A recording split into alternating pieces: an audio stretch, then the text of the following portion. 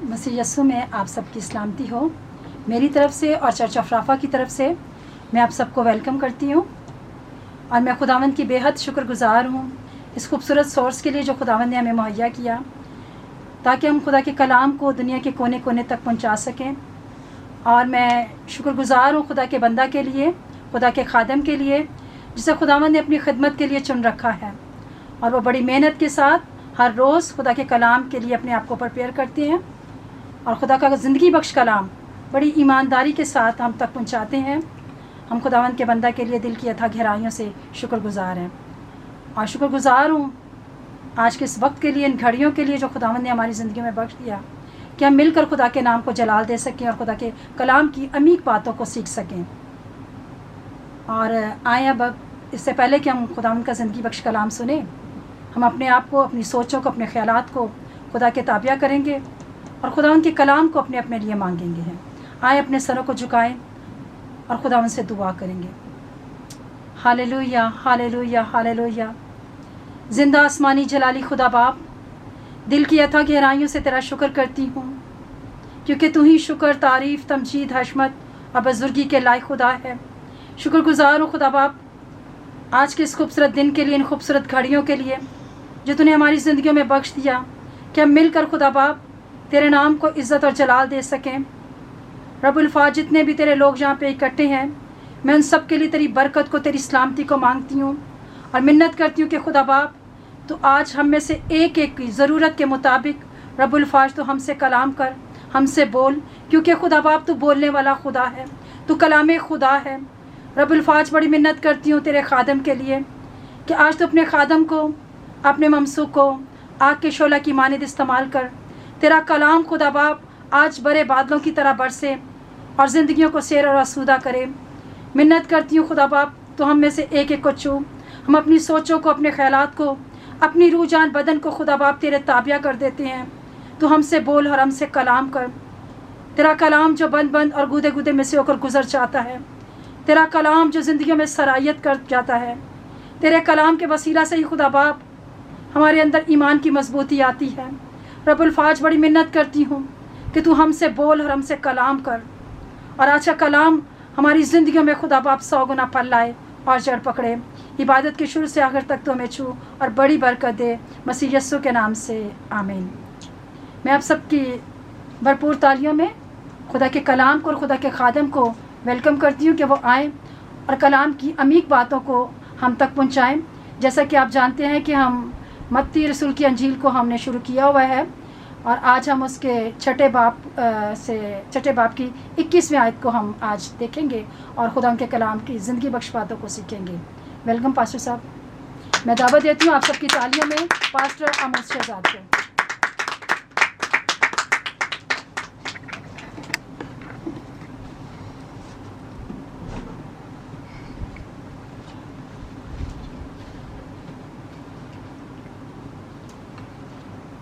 Hallelujah, hallelujah. सो खुदावंद में आप सबकी सलामती हो और खुदावंद की शुक्रगुजारी करते हैं कि खुदावंद ने जो हमारी ज़िंदगी में ये दिन बख्शा है कि हम खुदावंद के नाम को इज़्ज़त और जलाल दें। रब्बुल फ़ाज़, हम खुदावंद की शुक्रगुजारी करते हैं इस बात के लिए कि खुदावंद ने हमारी ज़िंदगी में जो अजीब और जलाली काम किया है कि वो बेशक हमारी ज़िंदगियों में बड़े खूबसूरत प्लान रखता है। हम खुदावंद की शुक्रगुजारी करते हैं और खुदा के हुजूर मैं शुक्रगुजार हूँ खुदा का कि खुदावंद ने ये जो दिन हमारी ज़िंदगी में बख्शा कि हम खुदावंद के हुजूर आएँ, झुकें और उसके नाम को इज़्ज़त और जलाल दें। Hallelujah, hallelujah. सो हम जल्दी से खुदावंद के मुकद्दस कलाम की तरफ बढ़ेंगे। जिस तरह के मिसेस ने बताया कि आज हम खुदावंद के मुकद्दस कलाम को सीखते और आगे बढ़ते हुए हम मत्ती रसूल की अंजील और उसका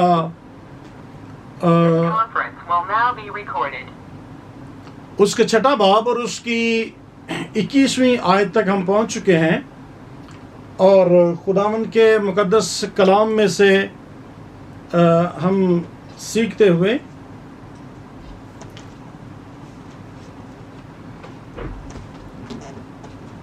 मेरे सज्जन के पास खुदावंद का जिंदा कलाम है।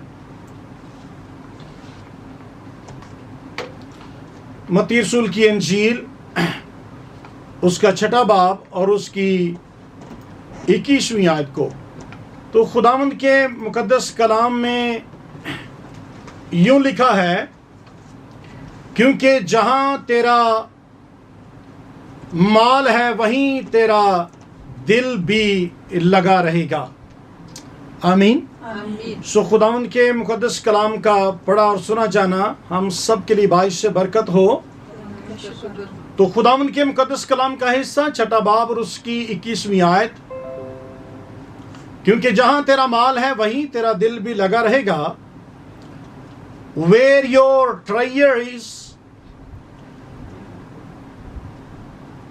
on the earth or in the heaven, there will your heart be। तो खुदा के कलाम में लिखा है कि जहां तेरा माल है वहां तेरा दिल भी लगा रहेगा। सो खुदावंद के मुकद्दस कलाम को जिस तरह हम सीख रहे हैं कि खुदावंद के पिछले हिस्सा में के लिखा है कि तू अपना माल आसमान पर जमा कर, जहां ना कीड़ा खराब करता है और ना जंग लगता है और ना ही वहां पर चोर नकब लगाते हैं। तो हमने इस बात को यहां पर क्लोज किया था कि हमें चॉइस करनी है, हमें फैसला करना है और हमें यह फैसला करने के लिए एंशियस होना है। इसको इतना इजी नहीं लेना, क्योंकि वक्त गुजरता जा रहा है और इसलिए हमें to be anxious to take the right decision. We need to choice for our treasure. तो हमें अपने खजाने के लिए चॉइस करनी है, हमें अपने माल के लिए समझदारी के साथ, अक्लमंदी के साथ हमें फैसला करना है, चॉइस करनी है। इसलिए कि हमारा जिस तरह के लिखा है कि जहां पर तेरा माल है वहीं पर तेरा दिल भी लगा रहेगा, क्योंकि जहन जो है, जो दिमाग जो है, ये वहीं पर लगा रहेगा जहां पर क्या है, तेरा माल है। और हमें फैसला करना है कि हमें अपना माल कहां पर जमा करना है, जमीन पर करना है या फिर आसमान पर करना है। क्योंकि याद रखें कि ये जो दिल है ना, ये दिल फॉलो करता है। हालेलुया। दिल फॉलो करता है। दिल, जैसे आपने सूरजमुखी का फूल देखा होगा, तो सूरजमुखी का फूल जो है, जिस तरफ सूरज घूमता है वो उसी तरफ अपना चेहरा जो है वो घुमा लेता है। इसी तरह दिल का है कि दिल भी जिस तरफ, जिस जगह आपका माल होगा, ये दिल भी उसी तरफ को घूम जाएगा।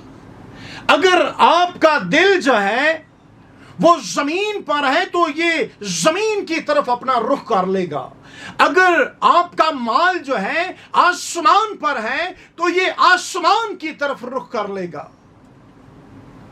और दिल बिल्कुल ऐसे ही है जैसे आपने सुई देखी होगी, जिसके साथ हाथों के साथ ऐसे सिलाई करते हैं, बुनते हैं, तो सिलाई को जिस तरफ भी पुश करेंगे वो उसी तरफ पुश हो जाएंगे। हालेलुया। अगर उसका गलती के साथ आपके हाथ की तरफ रुख हो गया तो क्या हो जाएगा? हाथ में चुभ जाएगी और ब्लीडिंग शुरू हो जाएगी। इसी तरह दिल जो है, दिल का भी रुख जो है, जिस तरफ भी आपका माल होगा, बाइबल मुकद्दस फरमाती है कि जिस तरफ तेरा माल होगा उसी तरफ जो है तेरा दिल जो है वो मूव करना शुरू हो जाएगा। तो इसलिए बाइबल मुकद्दस में हम जो ईमानदार कहलाते हैं, हम जो खुदावंद यीशु मसीह पर ईमान लाए हैं, हम जिनका ईमान यीशु मसीह पर है, हम जो यीशु मसीह के फॉलोवर्स हैं, हम जो यीशु मसीह के मानने वाले हैं, हम जो ये कहते हैं कि मैं नए तौर से पैदा हो चुका हूं, मेरी जिंदगी में नई पैदाइश का तजर्बा है, और जिस तरह हम सीख रहे हैं कि ये कलाम जब खुदावंद यीशु मसीह ने किया तो खुदावंद यीशु मसीह ने ये कलाम अपने शागिर्दों के साथ किया, अपने फॉलोवर्स के साथ किया। तो हम भी अगर यीशु मसीह के फॉलोवर्स हैं तो बाइबल मुकद्दस क्या फरमाती है? जब हम बाइबल मुकद्दस के हिस्सा को पढ़ते हैं, जब कुलसियों के नाम पौलुस रसूल का खत पढ़ते हैं, तो पौलुस रसूल इसको यूं बयान करते हैं कि कुलसियों 3 बाब उसकी 2 आयत को जब पढ़ते हैं तो वहां पर मैं आपके लिए पहली आयत भी पढ़ देता हूं।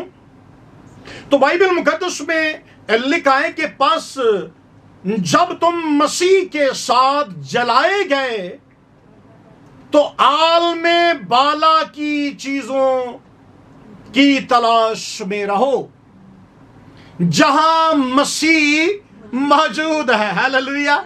जहां पर मसीह मौजूद है वहां की चीजों की तलाश में रहो। हालेलुया। लिखा कि जब तुम मसीह के साथ जलाए गए, मीन जिंदा हो गए, बैप्टिज्म, नई पैदाइश, नए सिरे से पैदा होना, जब पैदा हो चुके हो तो फिर अब तुम आलमे बाला की चीजों की तलाश में रहो और खुदा की, जहां पर मसीह मौजूद है और खुदा की दाहिनी तरफ बैठा है। और दूसरी आयत में लिखा है कि आलमे बाला की चीजों की तलाश में रहो, ना के जमीन की चीजों के। हालेलुया। तो यही बात खुदा का कलाम हमें सिखाता है कि हमें जमीन की नहीं, जमीन पर तवज्जो नहीं, जमीन पर हमारी तलाश नहीं होनी चाहिए, जमीन पर हमारा ध्यान नहीं होना चाहिए, जमीन पर हमारा दिल नहीं होना चाहिए, क्योंकि यही लिखा कि जहां तेरा माल है, जहां पर अगर जमीन पर तलाश कर रहे हो तो फिर दिल भी यहां पर लगा रहेगा जमीन पर। जबकि खुदा का कलाम कहता है कि जमीन पर नहीं बल्कि आलमे बाला की चीजों पर तवज्जो करो। हालेलुया। तो जब वहां की तवज्जो करनी है, हमारी डिजायर, हमारी ख्वाहिश जो है, हमारा मकसद जो है, हमारी जो इंटेंशन है वो होगी जहां पर हमारा गौर होगा, जहां पर हमारी तवज्जो होगी, जहां पर हम तलाश कर रहे होंगे, जहां पर हम सोच रहे होंगे।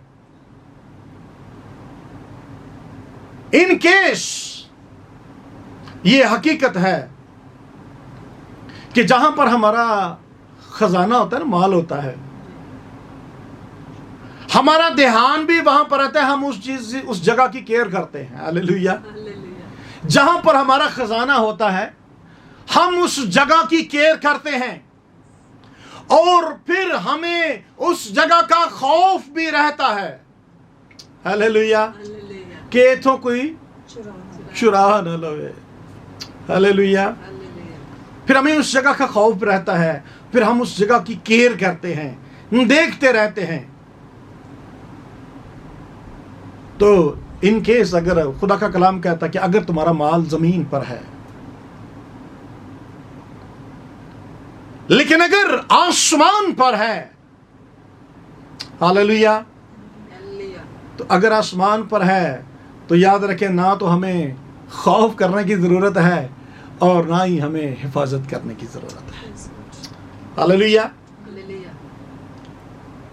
फिर हमारी तवज्जो, हमारा ध्यान जो है वो फिर हमें जब आसमान के खजाने में दे देंगे तो फिर हमारा वहां पर ध्यान लगा रहेगा, जहां पर कौन है? यीशु है। हालेलुया। जहां पर यीशु है हमारा ध्यान फिर वहां पर लगा रहेगा। और बाइबल मुकद्दस ईमानदारों के बारे में फरमाती है, साधकों के बारे में फरमाती है, बिलीवर्स के बारे में फरमाती है। जब हम इमसाल की किताब पढ़ते हैं तो इमसाल की किताब उसका 18वां बाब और उसकी 10वीं और 11वीं आयत जब पढ़ते हैं तो खुदावंद के मुकद्दस कलाम में लिखा है कि खुदावंद का नाम मोहकम बुर्ज है। खुदावंद का नाम मोहकम बुर्ज है, साधक उसमें भाग जाता है। हालेलुया। खुदावंद का नाम जो है वो मोहकम बुर्ज है और साधक जो है वो उसमें भाग जाता है और अमन में रहता है। हालेलुया। वो अमन में रहता है, सुकून में रहता है, पीस में रहता है, तसल्ली में रहता है, इत्मीनान में रहता है और तसल्ली उसको घेर लेती है। हालेलुया। लेकिन जो दौलतमंद, जिसका भरोसा, जिसका तवक्कुल दौलत बन जाती है, वो जो दौलत पर तवक्कुल करना शुरू कर देता है, वो जो दौलत पर गुमान करना शुरू कर देता है, उसके बारे में लिखा है 11वीं आयत में, लेकिन दौलतमंद जो आदमी का माल उसका मोहकम शहर। हालेलुया। साधक का मोहकम बुर्ज जो है वो खुदावंद बन जाता है और दौलतमंद का मोहकम शहर जो है वो उसकी दौलत बन जाती है। और लिखा है कि और उसके तसव्वुर में ऊंची दीवार की मानंद है। हालेलुया। वो क्या ख्याल करता है कि अब मैंने इतनी ऊंची दीवार बना ली है कि कोई मुझ पर अटैक नहीं कर सकता, कोई मुझे नुकसान नहीं पहुंचा सकता। वो अपने आप को महफूज समझता है। दौलतमंद शख्स जो है उसके अंदर घमंड और गरूर आ जाता है और जो जमीन की चीजों पर तवज्जो करता है। बाइबल में लिखा है कि जो साधक है, जो ईमानदार है, जो बिलीवर है, वो तो अपने खुदावंद को अपना बुर्ज मान लेता है और उस बुर्ज के नीचे चला जाता है। लेकिन हालेलुया, जो दौलतमंद है वो उसको दीवार समझता है। हालेलुया। याद रखें, बुर्ज जो है वो टावर जो है is stronger than the wall. बुर्ज ज्यादा मजबूत है दीवार की निस्बत। हालेलुया। दीवार गिर सकती है लेकिन बुर्ज मजबूत है। हालेलुया। और साधक का बुर्ज जो है वो खुदावंद बन जाता है। लेकिन दौलतमंद जो है वो अपनी दौलत को दीवार समझता है, वो दौलत को दीवार समझता है, वो दौलत को अपनी पनाह समझता है, वो दौलत को अपना किला, अपनी छुपने की जगह समझता है। तो उस वे में खुदा का कलाम फरमाता है कि तुम अपना माल जमीन पर जमा ना करो, क्योंकि जहां तेरा माल है वहीं तेरा दिल भी लगा रहेगा। हालेलुया।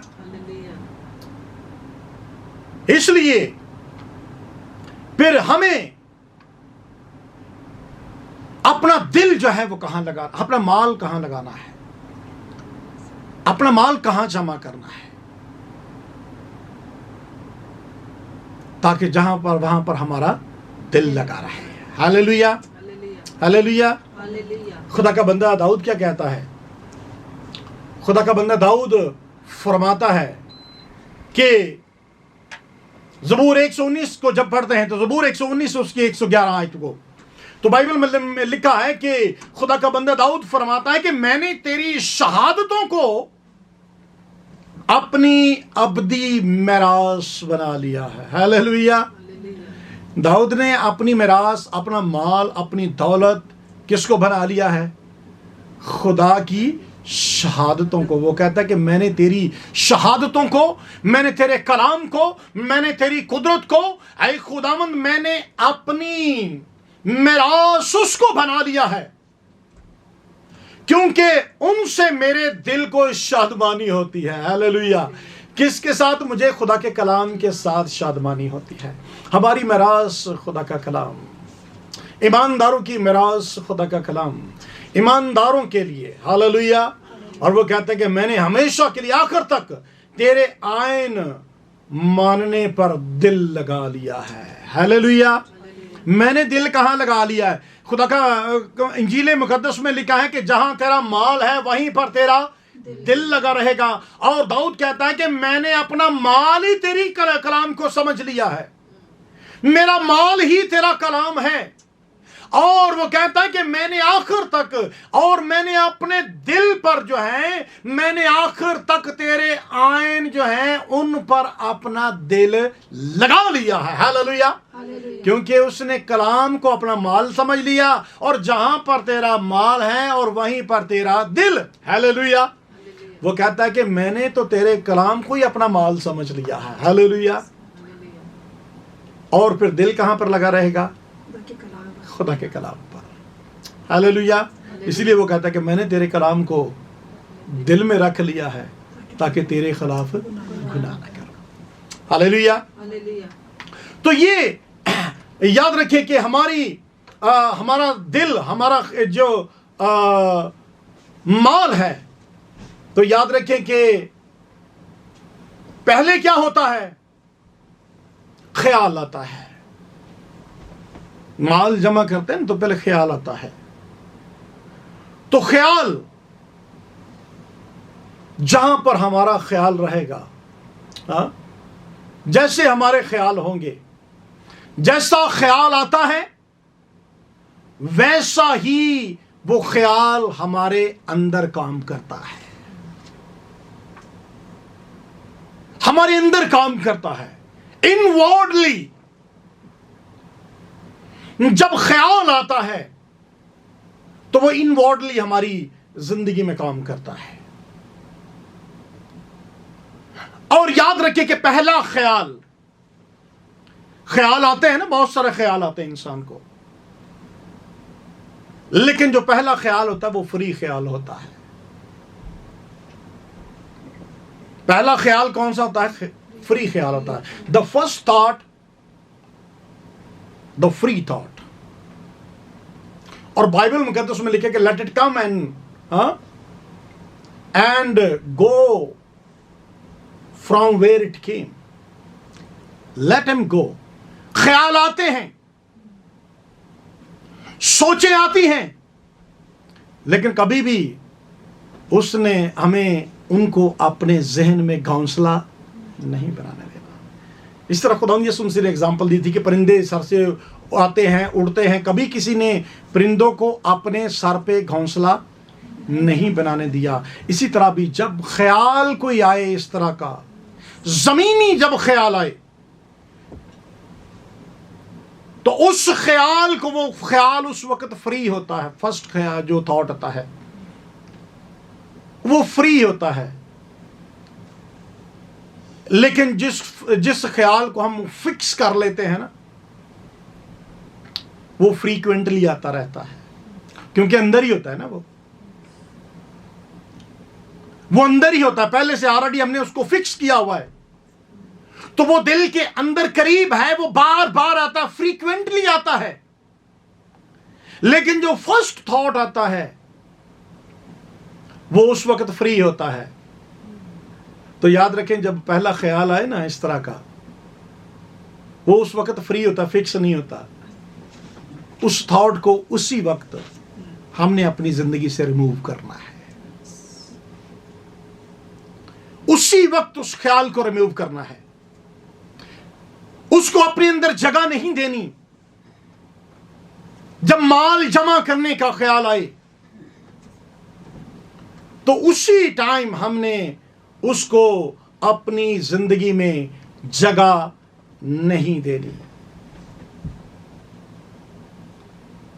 क्योंकि ये दिल है ना,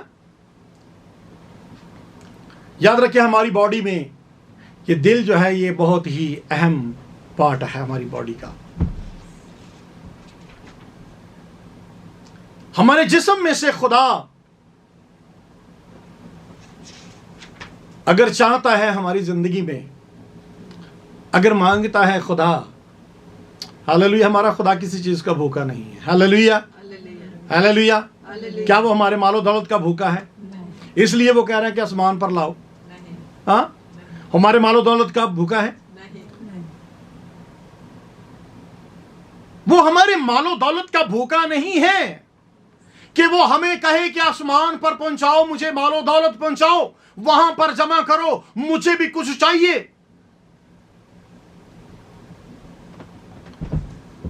वो इसलिए नहीं कहता कि उसको माल की जरूरत है। हालेलुया। उसको जिस चीज की जरूरत है उसे दिल की जरूरत है। हालेलुया। यहां पर इस आयत में जो स्पेशल चीज है वो दिल है, जिसको खुदा चाहता है कि तेरा दिल जो है, मेन टारगेट जो है वो खुदा का दिल है। जिसको खुदा चाहता है कि इसका दिल वहां पर लग जाए, इसका दिल, इसकी सोच, इसके ख्यालात, इसके थॉट्स आसमान पर लग जाएं। हालेलुया। खुदा की अट्रैक्शन जो है वो मालो दौलत नहीं है, याद रखें। हालेलुया। ये मालो दौलत खुदा की अट्रैक्शन नहीं है। खुदा की अट्रैक्शन है तो वो हमारा दिल है। खुदा की अट्रैक्शन हमारा दिल है। खुदा दिल मांगता है। अगर खुदा मांगता है किसी चीज को तो खुदा दिल को मांगता है।